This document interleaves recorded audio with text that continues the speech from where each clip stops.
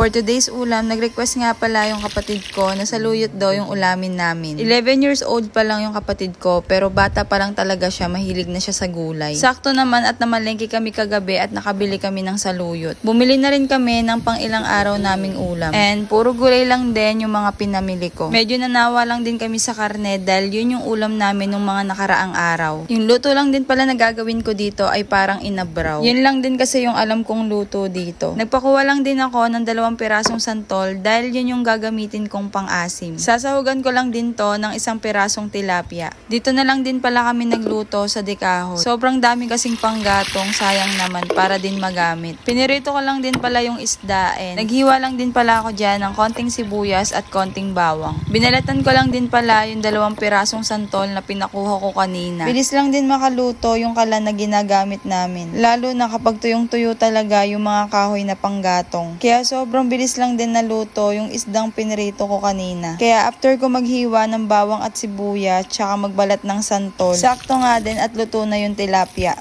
Grabe ang init. Tingnan nyo naman yung apoy kung gaano kalakas. Galit ka ba? Sobrang easy lang din talaga ng lulutuin ko. Naglagay lang ako ng konting tubig at bagoong. Naglagay din ako ng bawang sibuyas, tsaka yung santol. Nilagay ko din yung isda na pinirito ko kanina. Tsaka naglagay lang ako ng konting pampalasa. Yun na yun.